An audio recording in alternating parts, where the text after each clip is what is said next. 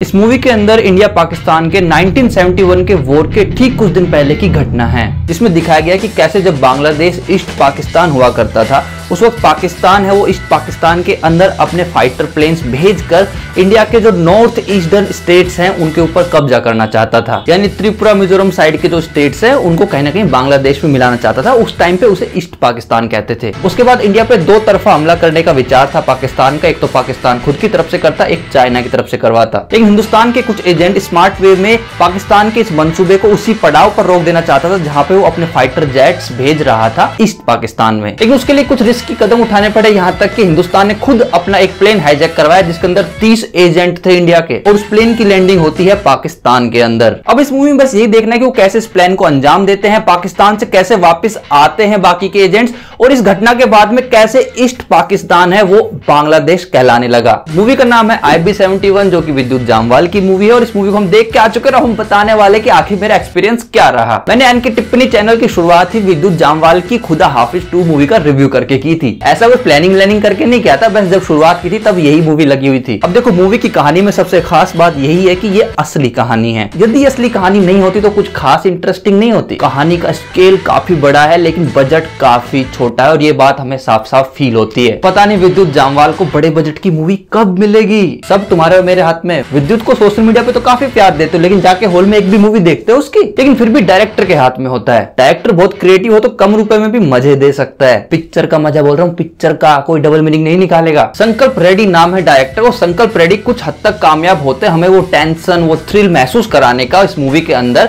जो कि पाकिस्तान में जाने के बाद में एजेंट्स को फील होती है। लेकिन वो सिर्फ इंटरवल के बाद होता है। इंटरवल से पहले मुझे बहुत कुछ तो समझ ही नहीं आ रहा था। मन में काफी सारे सवाल चल रहे थे कि यार ये आदमी ये क्यों कर रहा है, ये आदमी ये क्यों कर रहा है, आखिर क्यों कर रहे हैं ये सब कुछ। क्योंकि मूवी में 3 चीजें एक साथ चल रही होती है। पाकिस्तान को हिंदुस्तान पर हमला करना है, हिंदुस्तान को पाकिस्तान के हमले को रोकना है, और वहां पे कश्मीर है, कश्मीर के कुछ लोग हैं वो आजाद कश्मीर चाहते हैं, ना हिंदुस्तान के साथ ना पाकिस्तान के साथ। और आपको हिंदुस्तान पाकिस्तान के बीच में कश्मीर का फंडा क्या है इसे समझने में काफी टाइम लग जाएगा। लेकिन इंटरवल के बाद थोड़ा गाड़ी ट्रैक पे आ जाती है। यदि इंटरवल के बाद भी समझ नहीं आती तो मैं सच कह रहा हूं, मैं वहीं के वहीं रोने लग जाता। तो मोटा मोटी मैं आप लोगों को ये कह सकता हूं कि मूवी का बजट कमजोर है लेकिन कहानी असली है। कहानी असली है लेकिन आधी कहानी तक सब कुछ समझ नहीं आता है। समझ आता है तब मूवी में थोड़ा थोड़ा टेंशन फील होता है। अब कहानी के अलावा एंटरटेनमेंट के दूसरे फैक्टर्स यानी कलाकारों की कलाकारी यानी अदाकारी पर यदि गौर फरमाया जाए तो विद्युत जामवाल अपने कैरेक्टर में सूट कर रहे हैं। बस उनके बाल बड़े हैं जो मुझे अजीब लगे, बाकी उनकी पर्सनैलिटी एजेंट वाली लगती है। और विद्युत जामवाल की एक्टिंग भी मुझे सही लगी। अनुपम खेर जी की भी एक्टिंग अच्छी है। इन दोनों के अलावा एक विशाल जेठवा करके भी एक कैरेक्टर है जो आपको पसंद आ सकते हैं। इनके अलावा किसी का स्क्रीन टाइम बहुत ज्यादा नहीं है, लेकिन जिनका भी है सपोर्टिंग रोल में उन सभी ने ठीक ठीक काम किया है। स्क्रीन प्ले और राइटिंग तो भाई साहब बहुत एवरेज है, बहुत। ज्यादातर लोगों को विद्युत जामवाल की कमांडो मूवी पसंद है, जो कि मुझे भी पसंद है, और उसके बाद लोगों को हमेशा विद्युत जामवाल से एक एक्शन सीक्वेंस की उम्मीद होती है। लेकिन विद्युत जामवाल केवल एक्शन हीरो नहीं बनना चाहते, वो अपनी एक्टिंग को भी और ज्यादा